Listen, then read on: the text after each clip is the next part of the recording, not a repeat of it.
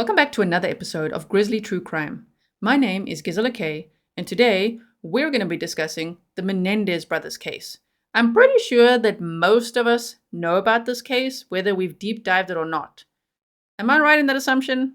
I'm sure you know a little bit about it. Some of you will know a lot about it. This is a high-profile case that's been spoken about for 30 years. I mean, the crime happened on August 20th of 1989. Where 21-year-old Lyle Menendez and 18-year-old Erik Menendez murdered their parents.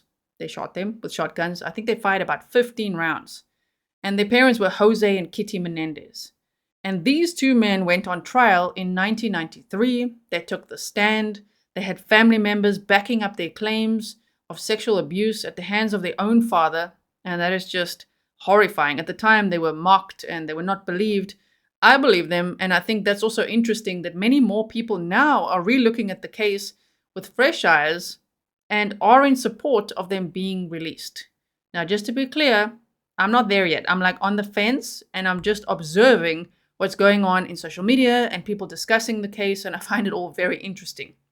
So the reason this has all come about now is because there's been a new Netflix series called Monsters, the Lyle and Erik Menendez story. And there's also a new documentary. I say new because over the years, of course, there's been many podcasts, videos, documentaries, all sorts of things that one could watch. But this has really captured the attention of people worldwide. And people are rediscussing this case. And you know what? The district attorney is actually re-looking at their case. And they might actually be resentenced. So the first trial was in 1993. The second one, they didn't get to take the stand. Those family members weren't on the stand either, and they were sentenced to life without parole for the murders of their parents. The argument was never, did they do it? Did they not do it? They confessed. They had it on tape. Everybody knew they did it, but it is about, the factors that go into this case and was the sentence appropriate? I think that's really at the core of the discussions going on online. And so the district attorney is re-looking at this, and they could actually be eligible for parole in 2025. So let's follow the case and see what happens from here, because I find that all very interesting. Now, if you haven't checked out the Netflix series, I hope that you do and that you'll come back and leave a comment and let me know what you thought about it. And there's also that other documentary, the Menendez Brothers documentary as well on Netflix. So check those out, come back, let me know. But for now, what I wanted to do was bring on a very special guest, Josh Ritter. You might know him already because he has a channel called Courtroom Confidential, and I've been a guest on his show a few times now, twice actually, and I redirected us all there so that we could all go and chat over there. And thank you to all of you who watched the episodes where I was a guest on his show. And so in one of those episodes, Josh Ritter actually said to me, he wants to pick my brain about this Menendez Brothers case. But you know what? We never got to it, so I'm going to pick his brain today. If you don't know who he is, as I say, he's the host of Courtroom Confidential, so go check that channel out. He's also an award-winning trial attorney, a former prosecutor, and now a criminal defense attorney. And he's based in LA. And he knows a lot about this case. He's followed it for all these years. He's also watched the documentaries, and he has a lot of interesting insight to share. So, if you're watching this at the time that I'm uploading this, Merry Christmas to you. This is a Christmas special here at Grizzly True Crime. I hope that you enjoy the conversation that I'm having here with Josh today, and thank you all for being here. This is my final very special guest of 2024. I'm really looking forward to 2025 with all of you, and let's see what happens in this case. Let me know in the comments if you think they should be released or not, and if you think they will be released or not. I think this is all very interesting, a continuing conversation. So let's bring up our special guest, Josh Ritter. Please note that this content is for adults only. Viewer discretion advised. If you haven't yet, hit the subscribe, like, and share.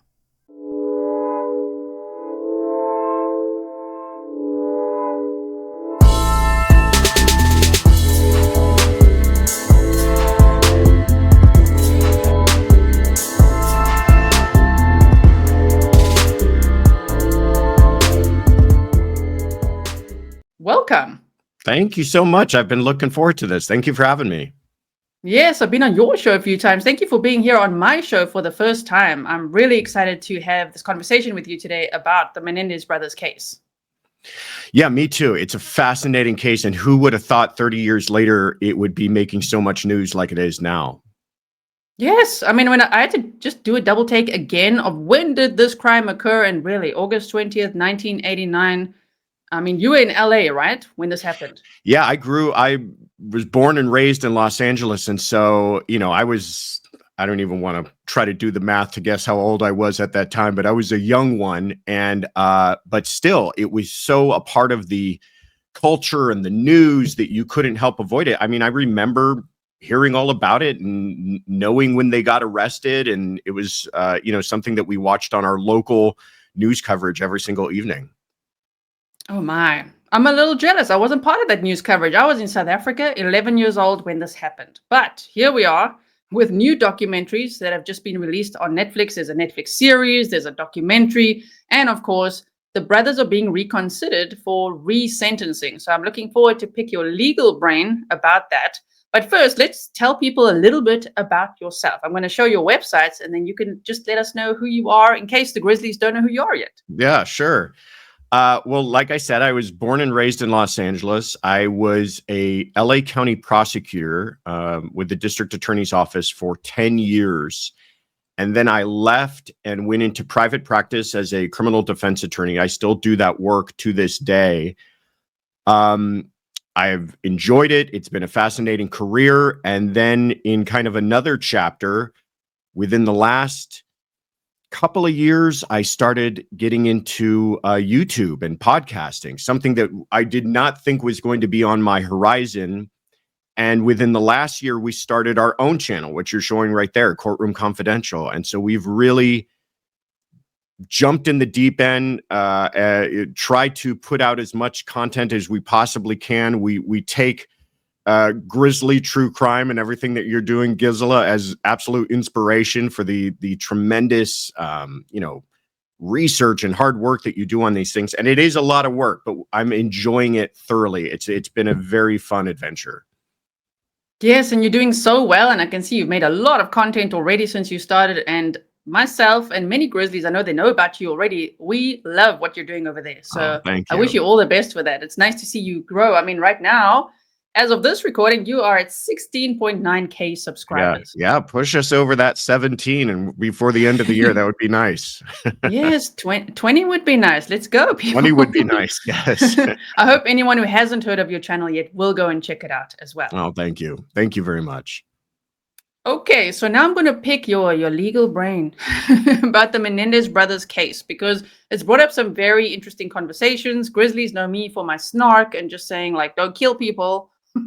Don't do that. And if you do, you're going to prison for a very long time. But in this case, there's a lot of interesting elements, a lot of interesting conversations, a lot of people rallying for these men now. I almost said boys because they were boys at the time, 18 and 21. Now they're older, but for them to be released. And the district attorney is re-looking at that. So I wonder if they will be. Let's start with that. Do you think that there's a chance that they will be released? You know what? If you had asked me that question 6 months ago, I would have said no. But with everything that's happened, even in the last couple of months, I think there's a very real possibility that it can happen. The outgoing DA, George Gascon, here in Los Angeles, essentially set it up so that they have a very real opportunity to be released. And we can go into more detail about what exactly he did, but essentially he filed documents to have them resentenced so that they would be eligible for parole.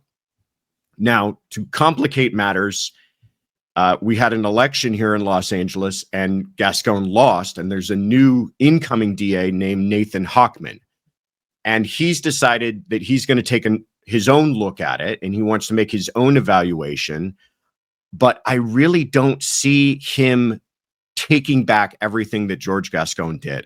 I just feel like with the kind of cultural push and the political elements at play, I could just see him saying, you know what, I'm going to go ahead and decide to back that same decision that my predecessor made, which means if they are resentenced, and there's a lot of other things that need to happen, but if it all falls together, they would be eligible for parole. And then it's up to the parole board, which could, within a matter of months, decide whether or not these men are eligible for parole. So I do think that at this point, there's a very real possibility that we may be seeing them walk out of prison. I mean, that's going to be very interesting to watch that unfold. I would love to see that parole hearing if it happens. And I've got mixed feelings about it. I'm looking forward to read everyone's comments about it as well to see what they think about it. You know, the more I look into it, the more I'm like, okay, Yeah.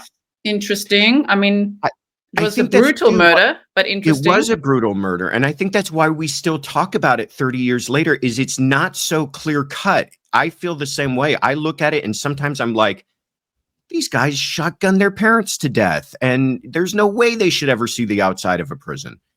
And then you start to investigate some of the evidence of abuse and some of the other things at play, and you say, well, you know, maybe we've changed culturally in the past 30 years, and we should take another look at this case. I think that's why 30 years later we're still having this debate. I think so. And for me, just researching some of the things, you know, the trial evidence, I mean, that second trial seemed quite unfair. You know, it was like, wow, nothing like the first. They didn't take the stand. They didn't have all those family members vouching for them either. So, I mean, it was pretty much a slam dunk with what was presented, the limited evidence, and they were sentenced to life without parole. I wonder if it was a repeat of the first trial, what would have happened? What do you think? I think it probably would have been very much the same results. I think that you're right. The difference between the first and second trial was night and day. It couldn't have been more different. And essentially what happened in the second trial is the jurors didn't really have a choice. Their choice was either find them guilty of first-degree murder or walk them out the door as free men. And I don't think there was any jury who was willing to just let them walk out the door after they basically had admitted to killing their parents in this brutal manner. So I feel like the second jury had their hands tied. If it was the same evidence that was in the first trial and the same instructions that we'll get into that were given to the jury in the first trial were given to the jury in the second trial, I think you probably would have seen the same result, which was a deadlock jury, almost evenly split between murder and manslaughter. Yes, they were on the fence like I am. Right. I'm still I'm like, wow, because coercive control is an issue. Sexual abuse is an issue, especially from such a young age.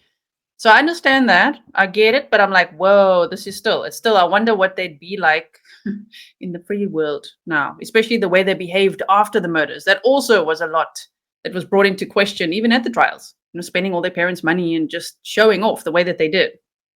Sure. I mean, that was what caused a lot of indignation and anger from the public about them, because they did seem to behave as two men who just were killing their parents for money, and they started to spend a lot of money, and they lived this kind of playboy, lavish lifestyle.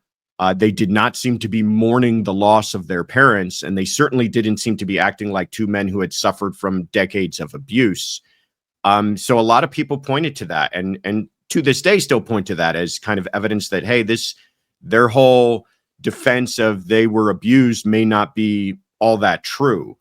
So, you know, I think too, something to appreciate is that they likely would have been caught anyways, had they not confessed to their therapist because of their behavior. The police were starting to focus in on them. It wasn't something that the police had ignored or missed. Exactly. And I must say, I do believe their stories. I know that's up to everyone to decide. I believe their stories of sexual abuse, but what does one do with that? Because I worry about the legal trajectory of that. So if somebody is abused by their parents or family, whoever, and will this not set a precedent that you can just kill your parents and get away with it? That's what I worry about. You know, I'm always thinking of the risk factor. Yeah, that's an excellent question. And it was, you know, there was this phrase coined at the time of the abuse excuse. A lot of people felt like, well, wait a minute, you don't just get to kill someone and then say, well, I was abused, let me walk out the door. I think an important thing to understand, though, was they were never arguing for an acquittal. They were never asking the jurors to let them walk free. What they were asking for was the jurors to find them guilty, but of something far less serious than first-degree murder, and it would have been voluntary manslaughter. They were on trial for first-degree murder with special circumstances, meaning the DA's office was seeking the death penalty against these two. And so they were saying, listen, we admit what we did, but we're saying there's these mitigating circumstances. And it's not like the question posed to the jury was, please feel bad for us and forgive us for killing our parents. It was this idea of what we call imperfect self-defense, meaning they had an honest belief that they were in fear for their lives, or an honest belief that they needed to do what they did to defend themselves, but that was unreasonable. And that was the argument posed to that first jury. And that's why a lot of people, when I say the jury was deadlocked, it was deadlocked between murder and manslaughter, not deadlocked between murder and not guilty. So people still wanted to hold them responsible, but just for something that, honestly, if they had been convicted of manslaughter, they would have been released many, many years ago.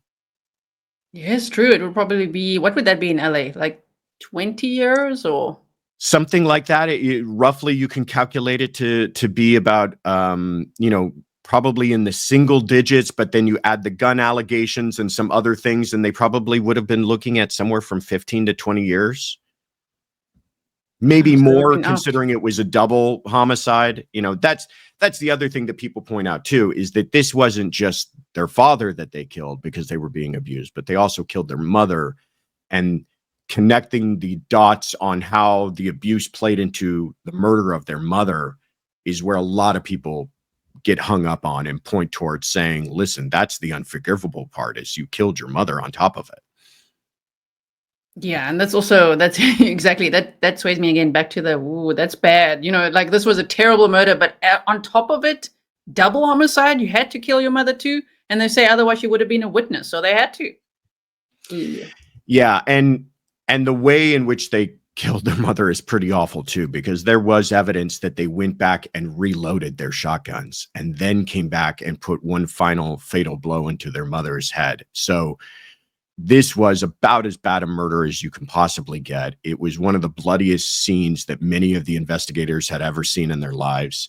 And you're right, the connection between the mother and the abuse that they're saying they suffered is, a lot of people really have trouble connecting those dots.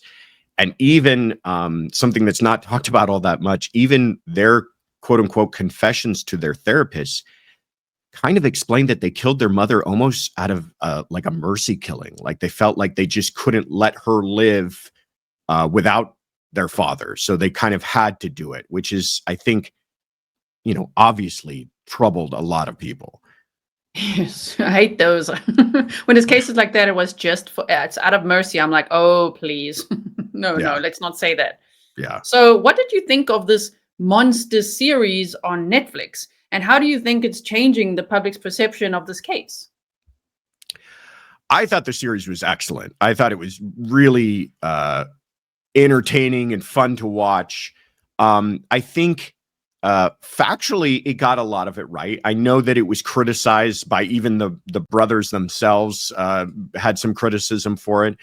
But I thought it did I thought the best thing that it did is at the end of it, I still didn't know how I felt. Like you still kind of felt a little torn between, are they brutal monsters or are they absolute victims? And who is the monster in the title? Is that their father or is that them? So I thought it did a tremendous job of that. As far as how it affected people culturally, it had a tremendous effect, to the point that George Gascon pointed to that series several times as being the reason for why he had made the decision that he did. He'd said that his office was simply getting so many phone calls regarding the Menendez brothers that he felt that he had to take some sort of action, which is remarkable if you think about it, for a politician to say this Netflix series kind of influenced what I did in this incredibly serious case. Now, I think we can't ignore the fact that it was an election year. He did make this decision, within weeks of the vote in that election. And a lot of people point to that, and maybe that played a role too. But at least out of his own mouth, he referenced that Netflix series a couple of times. I don't think that would have ever been seen in the 90s. I think a lot has changed. Yeah. culturally and definitely with Netflix. And the other thing that bugs me is how attractive they make these killers on Netflix documentaries. Why do they do this? They do it with all of them. Yeah, they do. They seem to want to really play up the romance and the appeal of people who have done some really awful things. I agree with you. They made them not only likable but almost a little bit like sex icons in that series. Yes, the brothers might, when people won't recognize them if they are released, they're going to just think of that Right. Netflix If they're documentary. looking Who are for you? who is in the Netflix series, they're going to be a little disappointed. Yes. So also, just quick tangent. I mean, can you imagine? You can probably already see it, right? The Luigi Mangio Netflix documentary. Oh yeah. You Oh, already that's see it. coming for sure. Yeah. Talk about somebody who's been very strangely idolized by the public. I'm sure somebody's working on that series right now. They're busy casting the crew right now. Right.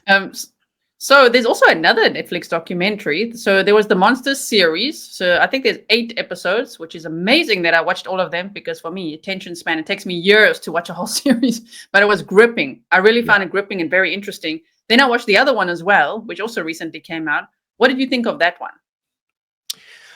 Again, I thought it was really well done. I think the remarkable thing about that one is he managed to get interviews with both of the brothers, which, they've gone through periods of where they've been willing to talk to the media and then periods where you kind of have silence out of them. But I think they've had their finger to the pulse of this kind of cultural groundswell in support of them. And they've been very willing to speak with the public and kind of get their names out there, because I think they realize that the time is right culturally for people to maybe be in favor of the idea of them being released.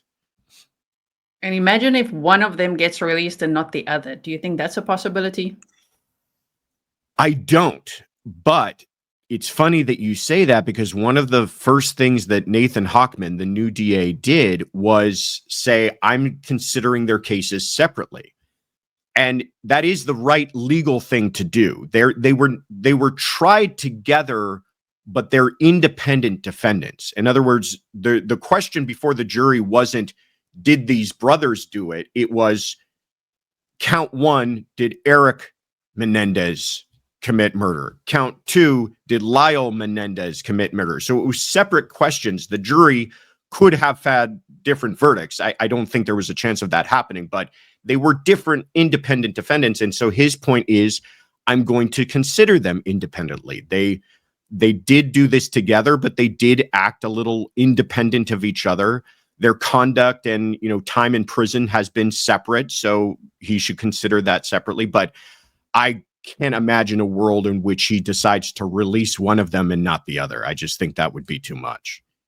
Oh man, if that happens, we have to talk again about this case. Like, yeah. oh my, there'll be public outroar. I think it would be both or neither, even though they're individuals. Of course, they can release one and not the other, or just keep them both in there. But it's going to be interesting. Do you think this is all going to unfold in 2025? I think so. I think we will get a decision on the idea of whether or not they will be put in a position where they are eligible for parole. And I think that will happen in probably the coming months, in the first part of 2025. The unknown factor is, when will the parole board meet to have a hearing regarding their parole? And will the parole board grant them parole at their first hearing? Many people are eligible for parole and they come back again and again and again, being denied parole the first few times. So, this is going to fall into the hands eventually of a parole board, and it's kind of up to them. But if they meet soon after they're eligible and they decide that they should be granted parole, I mean, I think 2025 is a definite possibility for these men walking free. Ooh, interesting, because most parole hearings I've watched are just like denied. Yeah. But they might have all those family members that, well, the surviving ones, I would assume, it's been many years now, they're supporting them instead of the other way around that we normally see at parole hearings. There might be ones pleading for their release. That could be very interesting as well.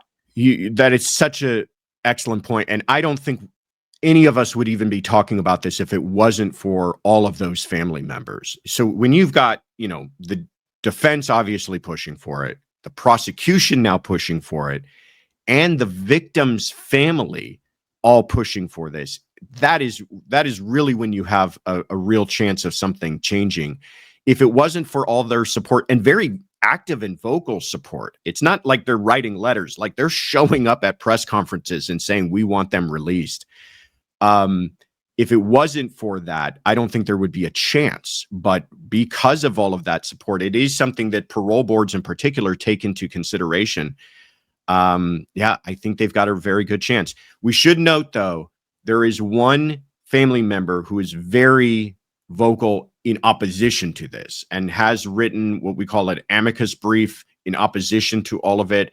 And the judge will have to consider that as well before making a decision on resentencing. Ooh, that'll be interesting, especially to see all the family members, at the parole hearing, one of them in fierce opposition, the others in support of them being released, and how that will go.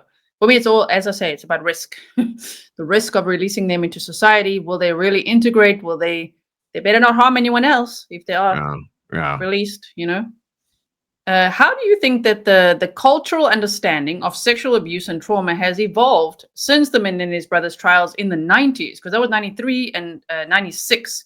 And how might this affect a potential new trial or a sentencing today? It has changed remarkably. A lot of people may not remember this, but when they were first on trial, almost across the board, from the news media to legal coverage to even late night television with Saturday Night Live and talk shows, they were excoriated and mocked even. There was comedy bits about how they cried on the stand and just kind of mocking them. And people were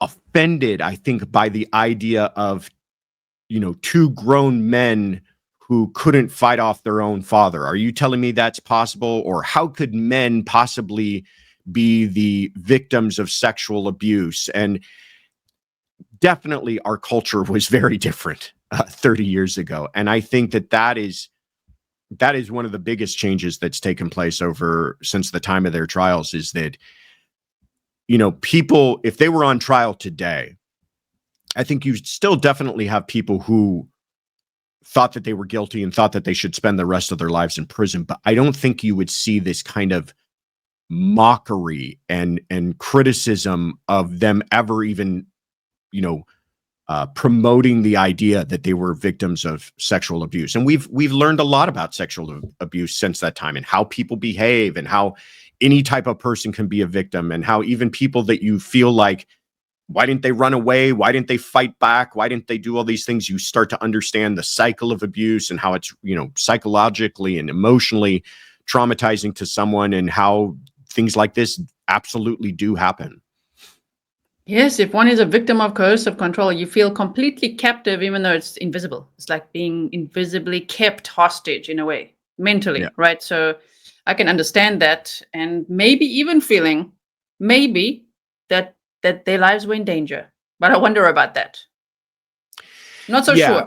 That's the part because that's the ultimate question did they feel that their lives were in danger in that moment when they decided to cause that type of violence? And, many people say, well, why, if they felt that way, they could have run away. They were old enough at that point. And that was really the most important question presented to the jury, is that, yes, okay, even if you had suffered all this abuse, does that still make what you did excusable or understandable in any kind of way that we should mitigate this down from a first-degree murder? It's such a difficult one. There's a never-ending debate for me as well, because for me it's just, plain and simple, don't kill people. A lot of us, especially that follow true crime, have been through a lot, and we're not out here killing people. You don't do that. So that would still be just Grizzlies, in case you're wondering, if you're watching this. No, I'm still on that page. Don't kill people. And I don't think if they felt scared in that moment, I don't think so. It was very premeditated. But also, there's 1,000 other options. Yeah. do anything else, even if the biggest urge is to get revenge or to kill the abuser or to make the abuse stop. Just think outside the box. That would be my message. Think outside the box. Think of any other option, because at the end of the day, you ruin your own life as well, as we can see. Even if they're free, their life is ruined. Yeah, they've had decades that they've spent in prison. When had they made some better decisions back then, they probably could have still escaped that abuse and moved on with their lives, and not taken the lives of two people, and not spent the lion's share of their own lives in prison. How would you describe their behavior in prison, since they have been sentenced and been spending all this time behind bars? Would you say, from a legal perspective, would that be deemed as good behavior or not? I think it would be. I know that they haven't been without discipline since they've been in prison, but kind of that's almost everyone who serves any time in prison gets some sort of disciplinary record for something, but they haven't, from my understanding, committed any kind of acts of violence or anything like that. And in fact, their record has been described as exemplary, to the point that they're involved in different programs with helping other inmates kind of move on with their lives. They've received advanced degrees since they've been in prison. I think it was Erik was like the first inmate to graduate with a master's degree. I may be wrong on that, so fact check me. But they've done a lot since they've been in prison, and that is something that has also been highlighted by their defense team in saying, hey, because to your point earlier, also part of the equation here with the parole board is, maybe we can understand that you've served enough time, and maybe we can understand that you're eligible, but are you a person we want even rejoining society? And that's something that they're going to consider, is how have you behaved? So I think they've demonstrated that they have done about as well as you can behind bars.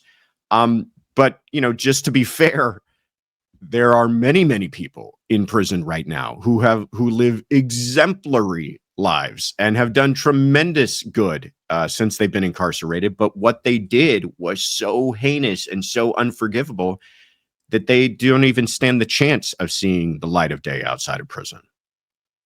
True as well. That is how the justice system works, right? That it makes sense for what they did. They're paying the price for what they did. But I'm glad that they can find some purpose then behind bars. I don't get degrees and everything. I don't think it's like that in South Africa. I don't think so. I know that Swiss prisons are beautiful. I don't know if you've ever looked up Swiss prisons, but oh my goodness. I'm like, is this a hotel or what are we talking about? But it's amazing how they can study and, help others as well. So I think in that aspect, they've done very well from what I've seen as well. So what are the ethical considerations of true crime media influencing legal outcomes, as seen with the Menendez case? We are living in a funny time, right? Where somebody, yourself, myself, can, get in front of a microphone, put a video on YouTube. It can be seen by thousands and thousands of people, and it can have an influence on these things. And I think you cannot deny that alternative media is definitely having effect on things. We've heard about cases where podcasts have done, long form analysis of an older case and changed the way people look at it. I mean, the probably the best example is that podcast Serial, where this was a case no one had heard of, and it was on no one's radar. And they did such a deep dive that it really created a movement for people reanalyzing that case. I think it's a good thing on the whole. I think that the more light that is shed on things, the more that people investigate, the more that people research, the better. The problem is you're always going to have a few outliers of people who aren't doing the research, who aren't doing what you do, Gisela, and really making sure that whatever they say is fact-based and double-checked and researched. That there's a lot of people out there that are just kind of saying what comes into their head and going off a conspiracy theory, and that gets a lot of people, worked up. But I think if we have to take a little bit of those outliers along with the overall good that comes with this kind of coverage, I'm in support of it. I'm glad. Yes, yeah, there can be some bad apples in the community, but in general, I think everyone is trying to help, and I would hope Yeah. that would be their motivation. And so, even in understanding a case such as this one, to have this conversation could be interesting. I know that sometimes district attorneys will actually review, if I've covered a trial, they'll actually review the conversations, the live chats and things, and then they email me and say, thank you so much for how you handled the chat. And we really Wow. learned from this. I think that's really great as well. It could be a really interesting learning tool, that attorneys Yeah. could add. Just a small, it's not the learning tool. It just could be something to gauge public perception of something. So that's Yeah. quite interesting times as well, especially with these very many different platforms. Can you imagine if they get released learning about AI and TikTok and YouTube and all these platforms? Menendez Brothers will get a big fright. Life has changed a lot since they've been locked up. They are definitely, if they do walk free, they are definitely walking into a very different world than the world they left behind them when they went to prison. Yes. One thing I want to clarify is are they being reconsidered for resentencing, or could it be a new trial? So that's great, because a lot of people are confused about this. What is the current thing that is being considered? Well, let me take a step back. This all kind of started because their attorneys filed something called a habeas petition, which is the end of the road for an inmate. It's the only way that you can file a habeas is if you've exhausted all of your other appeals. And so that's the point that they reached. They've appealed this many times before. They've been denied every single time. So then they filed this habeas, which is, like I said, a last ditch effort. And that is where they had these two, quote unquote, new pieces of evidence, which is a letter to a family member, and then also this other gentleman who came out and says that he was abused by Jose Menendez as well. And that was asking the court to grant them a new trial based upon the idea that there was this new evidence. That has kind of taken a back seat, and that has not been heard by the courts and has not been argued, because in the meantime, George Gascon, the DA of Los Angeles, asked to actually have them resentenced. And that is something that a DA can do at any point. It has to be approved by a judge, but the resentencing doesn't contemplate a new trial at all. All it's doing is it's saying they were charged with first-degree murder with special circumstances. When you have a special circumstance murder, it's either the death penalty or life without parole. They got life without parole, so they should have zero chance at parole. He is asking the court to strike the special circumstances, making this just a standalone first-degree murder, which, given their age at the time that they committed the crimes, they would be eligible for parole now. So if they're resentenced, they would still be guilty of murder. It would still be first-degree murder, but it would all of a sudden make them eligible for parole. And then it would have to go before a parole board. So this current situation is not contemplating any trial at all. And I think this is obviously their best chance of getting out. If this doesn't work out, I really don't think that habeas petition really has a chance at all either. So this is their best and last chance. Well, it's actually amazing that this is the last chance and how well it's gone for them. That there is really a chance now. And if they are eligible for parole, how many times can they have those parole hearings before it's really the end of the road?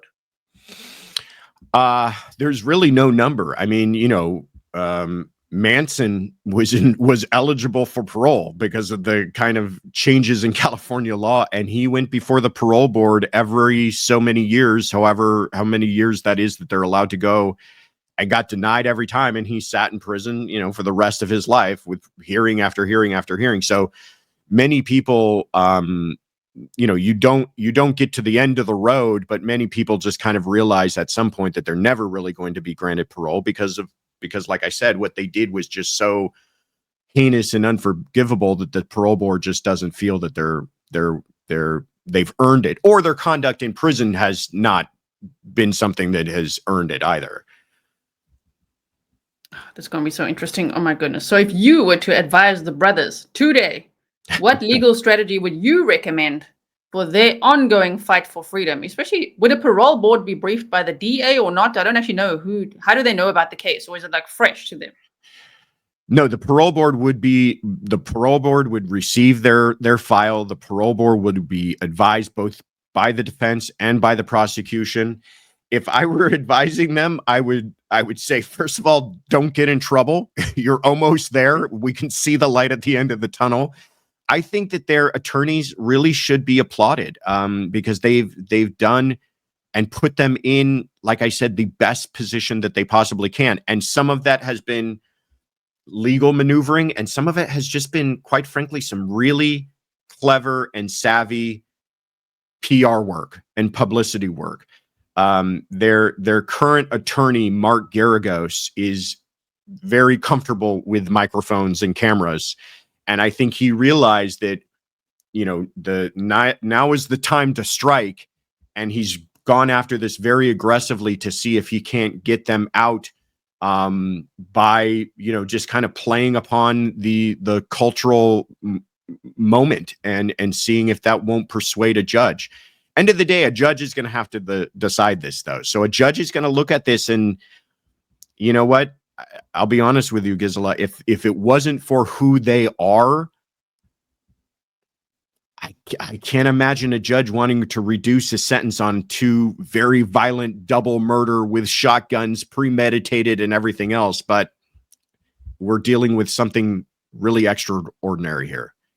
And isn't that so interesting? Because of who they are, it's also then a little unfair, no? Because of the high-profile nature of the case, who they are, all these documentaries, of course, and the family also supporting them.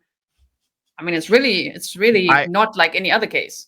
It really isn't. And you're right. I think a lot of people are going to look at this and go, well, that's not fair. There's plenty of people sitting in prison who've done things and maybe living a good life. And just because they weren't on television when their trial went on, they don't get the benefit of what these brothers have. I agree. I don't think that's fair.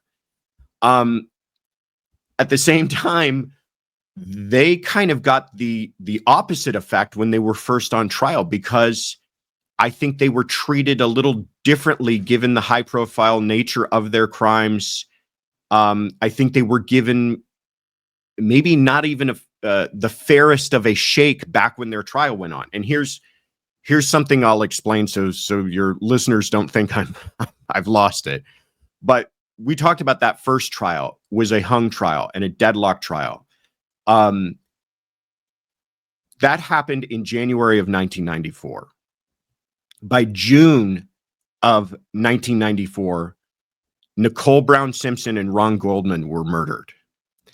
By January of 1995, O.J. Simpson went on trial. By October of 1995, O.J. Simpson was acquitted. That sent an absolute earthquake throughout the DA's office, LA County, and the country, the reaction to that. The Menendez brothers' second trial started 8 days after that acquittal. So this was the world in which their second trial was taking place. And I think that there was no way that the DA's office or even the judge was going to allow something like that to take place again. And so I really feel like, I'm not saying that they did illegal, underhanded things, but I really feel like there was a dramatic push to make sure these guys were convicted. And I know that's a long aside, but I guess what I'm saying is that this entire case from beginning to end has always been treated a little bit differently. And so, here we are 30 years later, still talking about it. Yes, I mean, that is incredible. As I say, when I looked at the dates, I'm like, 1989. Yeah. Just to double check again, when did it happen and what? Yeah. Wow, this is amazing. So if you were a criminal defense attorney for somebody else in the same prison as either of these brothers, would you be inspired if they had no chance? Okay, they went down the same road, also premeditated, they say same type of case, just not high profile. Would you be inspired to take the same actions, to fight fiercely for their freedom then? 100%. I think that the DA's office is probably receiving a flood of letters of people saying, hey, I was abused, or hey, I have, been exemplary since my time in prison, or hey, I wasn't able to argue these same points that they're pointing to that they weren't able to argue in their trial. I can't imagine that's not happening. I'm sure that it is. Some of those may be entertained. I mean, the DA's office here in Los Angeles, I think, has been kind of on the cutting edge of what they call sentencing reevaluation and taking a look at older convictions to make sure that there wasn't some sort of injustice that took place. But yeah, I think that there are plenty of guys in prison who are cheering these guys on and at the same time saying, what about me? I can only imagine. I didn't actually think of that. Obviously, the other inmates are like, "Hey, Yeah. me too." So yeah, Yeah. defense attorneys are very busy right now. I'm sure. Yeah, I think so. Business is booming in LA right now with all of them just saying, "Excuse me." So, but I mean, I hope everyone gets a fair chance. Some people would say, "What would you say?" You know, when people say criminal defense attorneys, "How do you sleep at night?" What do you say to that? I say that if my client is a very guilty person, I realize I just have a job to do, and that is to make sure that their rights are not trampled over by the government. Where I lose sleep is when my client is a person that I feel is innocent. That's the ones that make me sweat, and those are the ones that make me wring my hands together, because now it's all on me to make sure that some horrible miscarriage of justice is not taking place. But yeah, I get that question all the time. How do you defend these people? And I say, you know what? First of all, I still am allowed to choose my clients, so it's not like I have to take everything. But even the ones that have done things, have been accused of doing some pretty awful stuff. Sometimes it's just making sure that the government behaves themselves, and that making sure that you're protecting their rights. And I can sleep good knowing that I'm just making sure the law is being upheld. Yes, that's what I always try to remind the Grizzlies. You know, when we're watching trials, like, how do these defense attorneys sleep at night? I'm like, well, they have to be there to uphold the Constitution, right? And everybody's Yeah. rights. Can't have one Yeah. without the other. So to me, Right. it makes sense. And people sometimes say, gee, you would have made a great prosecutor. I'm like, maybe initially, but I would have probably become a defense attorney after that, because the challenge for me, I'm like, challenge accepted. And Yeah. also the principle of it, of why you're doing it. It's not necessarily to try to get all these guilty people out. It's to uphold the law. So Yeah. I take my hat off to you and your work. Wow. Thank you very much. I appreciate that. So for everyone that wants to find you, they can find you on Courtroom Confidential, and they can hit that subscribe button, right? Is there anywhere else that you would like them to look for you? Yeah, please. And the Grizzly Nation has been so supportive of us, and we appreciate it. And I thank you again for having me on here. But yeah, if you haven't already, please check out my channel. It's called Courtroom Confidential. We've got a website, the Courtroom Confidential. I'm on Instagram at Joshua Ritter ESQ. So you can find me at all the, notorious locations, Twitter and Instagram and everywhere else. But if you have one opportunity, please check us out on YouTube at Courtroom Confidential. Yes, Grizzlies, please go and subscribe over there. And if you want to just have a scroll, I've been on there twice. There was one video and there's one live stream as well. So see if you can find me there, and leave a comment below if you do. Any final thoughts on the Menendez brothers case? Well, I mean, like I have said a couple of times, it's rare that you'll have a case that is still kind of just as fascinating to talk about 30 years ago as it was when it took place. And this is interesting in that it's not like it's a whodunit. We're not here 30 years later saying, well, I don't believe they did it, and I think the real killer is still out there. This was a case that everybody knew who did it from the very beginning. They admitted that they did it, but it's still so fascinating because it creates questions that we have to ask ourselves about. Is doing something awful ever something that can be forgiven? And are there ever reasons that can make us understand how two men could commit, I think, probably some of the worst murders you can imagine against their own parents, yet both of us, are sitting here still kind of going back and forth on the idea that, wow, but you really have to dig into it. It's not all just black and white. So thank you again for having me. But that's my final take on this, is that we'll probably still be talking about it 30 years from now. I hope we'll be here on YouTube talking about it 30 years from now. I'd love to have you on. I'm going to book you for I'll check my calendar. Awesome. I'm going to send you an email now. Okay, we're booking it for then. Grizzlies, make sure you subscribe for that as well.